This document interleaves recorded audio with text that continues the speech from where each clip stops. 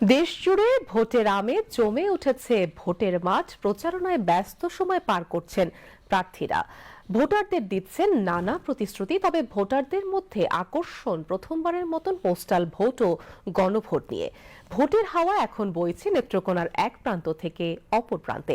সমতল ভূমির পাশাপাশি হাওর নদী ঘেরা এ জেলায় বাস করে একাধিক ক্ষুদ্র নৃতাত্ত্বিক জনগোষ্ঠী। আসন্ন নির্বাচনকে সামনে রেখে জনগোষ্ঠীর গাড়ো পাড়াতেও এখন বইছে নির্বাচনের হাওয়া। বিস্তারিত আলাউদ্দিন মজুমদারের রিপোর্টে ক্যামেরায় ছিলেন বুলবুল আহমেদ।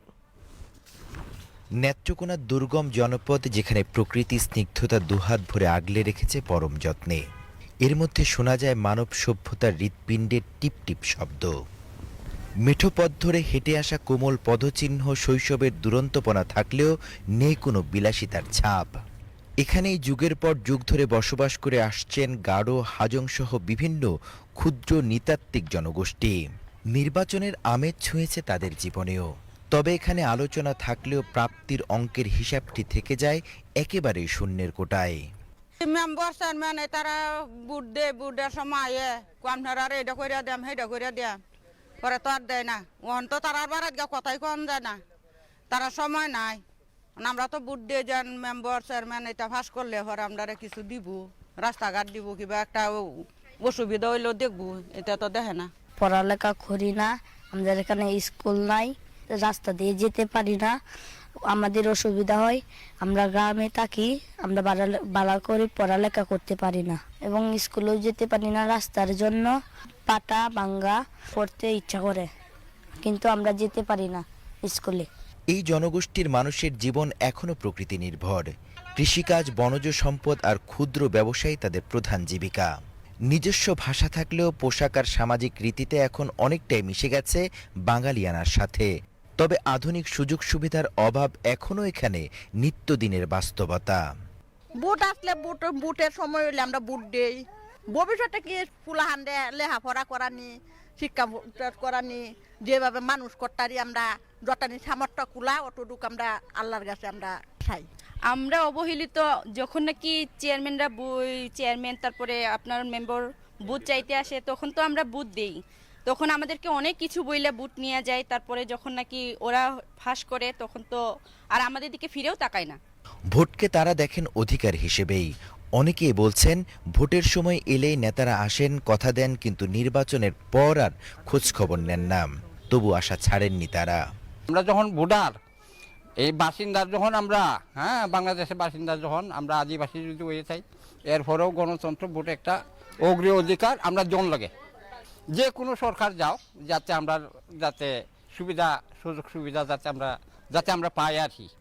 এই জনপদের মানুষগুলো টেন্ডার কিংবা প্রকল্প পাশের হিসাব নিকাশ না বুঝলেও তারা জানেন, যুগের পর যুগ ধরে তাদের ভাগ্য পরিবর্তন হয় না, তবে তাদের ভোটেই এক শ্রেণীর মানুষ আঙ্গুল ফুলে হয় কলা গাছ। আমরা সমস্যা তো কোনো কিছু পাই না, কিনু না, দেয় না, আমরা তো এইভাবেই যাইতেছি। রোদ বাইরে খাওয়া হইতেছে, বুড়াবুড়ির সময় আইব, আয়া হায়া কইব যে বলে আমরা দিয়াম, এইটা দিয়াম, সেইটা দিয়াম, ফাঁস হয়ে গেল, কোনো কিছুই নাই। ভোট আসলে সারা দেশের মতো নেত্রকোনার এই গারো সম্প্রদায়ের পরিবারগুলোর মাঝেও আসে ভোটের হাওয়া। তবে অপূরণীয় যে আশা ভরসাগুলো আছে, সেগুলো নিয়ে কেবলই থেকে যায় তাদের একে দীর্ঘ প্রতীক্ষার দীর্ঘ নিঃশ্বাস। নিরাপদ বাসস্থান, শিক্ষার সুযোগ, বিশুদ্ধ পানি আর স্বাস্থ্যসেবাই তাদের প্রধান দাবি, যা পূরণ হলেই তুষ্ট তারা। তরুণরা চান কর্মসংস্থান, আর প্রবীণদের আকাঙ্ক্ষা একটু নিরাপত্তা আর আরামদায়ক যোগাযোগ ব্যবস্থা। 70 জন থাকি, তারপরে হইলো এখানে কোনো কিছু অনুদান আয় না। তারপরে অনেক জায়গায় অনেক কিছু দেয়, আমরা একটা বয়স্ক বার্তা দেয় না, একটা কোনো কিছু দেয় না। আমরা অনেক কি করবো, নির্বাচন আসলে তো দাবি আমরা জানাই না, দাবি জানানিও তো দেয় না। আমরা এনে সমস্যা একটা স্কুলের দরকার, এই বাচ্চারা লাগিয়া না, আমরা পাইছি না কিছু। আমরা ভোট দিয়ে আইলাম, এই এলাকাতে পাইছি আমরা এই এলাকাতে। আর রাস্তাঘাট আমরা এই রাস্তাটা কইতে চেয়ারম্যান সাহেব এই যে করে তো এগুলো এই বছর এখন এই রাস্তাটা একদম নাই। এই আমার বাড়ি থেকে ত্রিমোহনী বাজার পর্যন্ত এই রাস্তাটা নাই একদম, যা কষ্টের দিন যেতেছে দিয়ে আমরা চলাফেরার।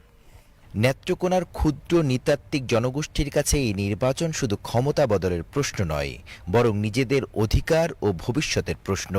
ভোটের মাধ্যমে তারাও চান সম্মানজনকভাবে এই জনপদে টিকে থাকতে।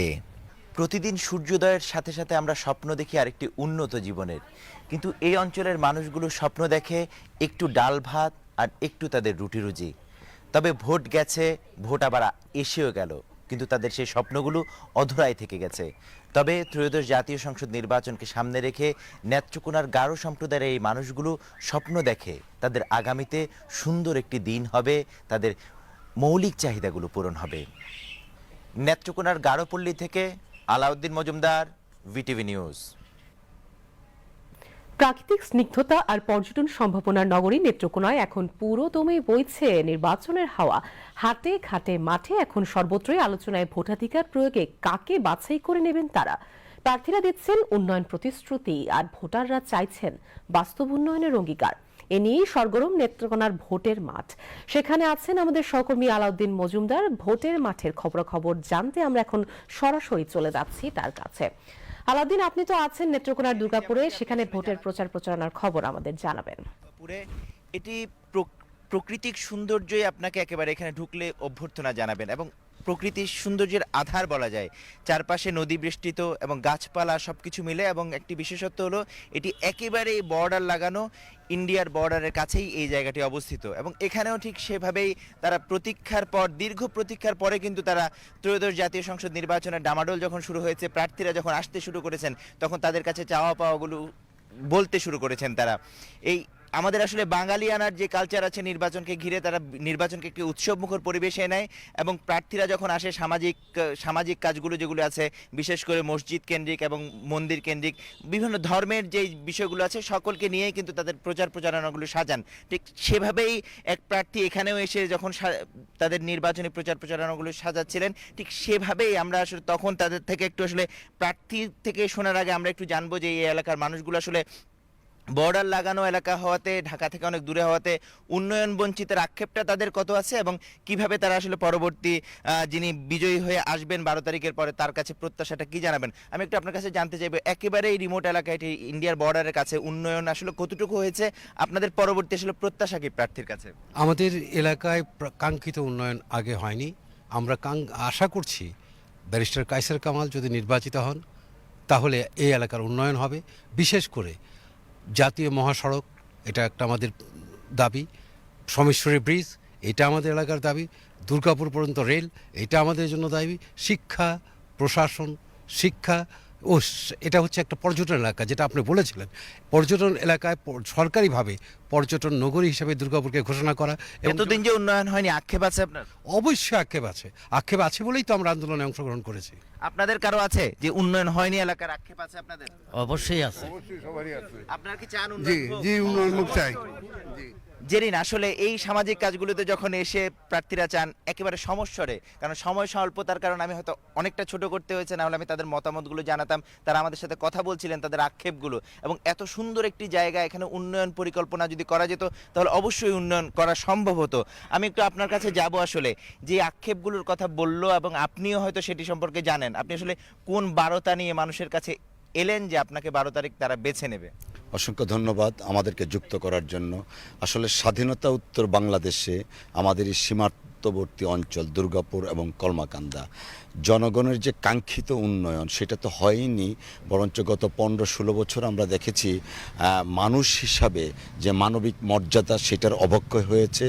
এখানে সবচেয়ে বেশি প্রাদুর্ভাব তা হচ্ছে মাদকের কারণে এখানে কিশোর গ্যাংয়ের সৃষ্টি হয়েছে, জন্ম হয়েছে, ইপটিজিং সহ নানা সামাজিক ব্যাধি এখানে পরিলক্ষিত হচ্ছে। তারাও আসলে এই কথাগুলো বলছে, আপনি কি আসলে তাদের প্রত্যাশা পূরণ করতে পারবেন মনে হয়? অফকোর্স আমরা তো সেই প্রত্যাশা পূরণের জন্যই তো আমরা রাস্তায় নেমেছি। গত 18-19 বছর আমরা রাজনীতি করেছি, সংগ্রাম করেছি এই প্রত্যাশাগুলো পূরণের জন্য। তাছাড়া আমাদের 2008 সনের নির্বাচনে প্রয়াত প্রধানমন্ত্রী দেশনেত্রী বেগম খালেদা জিয়া নেত্রকোনায় আমাদের নির্বাচনী জনসভায় ঘোষণা করেছিলেন দুর্গাপুর এই অঞ্চলকে একটা পর্যটন নগরী হিসাবে গড়ে তুলবে। অসাধারণ। আপনার যারা বিরোধী প্রার্থী আছে তাদের সাথে আপনার আচরণ কেমন হবে 30 সেকেন্ডে বলবেন? আমরা নিশ্চয়ই একটা হারমোনিয়াস ওয়েতে আমরা কাজ করছি। বিরোধী আর স্ববিরোধী কোনো কথা না, প্রত্যেকে আমরা নির্বাচনে অংশগ্রহণ করছি। আমরা চাচ্ছি একটা লেভেল প্লেয়িং ফিল্ড, যেখানে আমরা আমাদের মতো কাজ করব, অন্যরা অন্যদের মতো কাজ করবে। জনগণ এন্ড অফ দ্য ডেতে সিদ্ধান্ত নেবেন কার পক্ষে রায় দিবেন। জেরিন, আসলে শুনলেন প্রার্থীরা যেমন প্রত্যাশা করছেন এবং সাথে সাথে এলাকার মানুষগুলো কিন্তু তাদের কাছে প্রতিশ্রুতি আদায়ের জন্য ছুটে ছুটে আসছেন। তাদের এই রিমোট এলাকা, যদি আমি বলি আপনাকে প্রাকৃতিক সৌন্দর্যের আধার বলে আপনাকে তুলে ধরলাম আমাদের ভিটিভি নিউজের মধ্য দিয়ে, ঠিক সেই এলাকাটাকে যদি পরিকল্পিতভাবে সাজানো যায় তাহলে কিন্তু তাদের চাহিদাগুলো খুবই অল্প এবং সেই প্রত্যাশাগুলি পূরণ হবে। সেই প্রত্যাশা নিয়েই কিন্তু তারা 12 তারিখে ভোট দেবে এবং নির্বাচনের আজকের নেত্রকোনা থেকে আমার কাছে আসলে সর্বশেষ এই ছিল। আমরা পরবর্তীতে অন্য কোনো জনপদে গিয়ে অবশ্যই যুক্ত হব জেরিন। এখন আমি অন্য সংবাদের জন্য আপনার কাছে চলে যাব। জেরিন, নিশ্চয়ই আপনি আমাকে শুনতে পাচ্ছেন। ধন্যবাদ আলাউদ্দিন আপনাকে। দর্শক, নেত্রকোনার দুর্গাপুর থেকে সরাসরি যুক্ত ছিলেন সহকর্মী।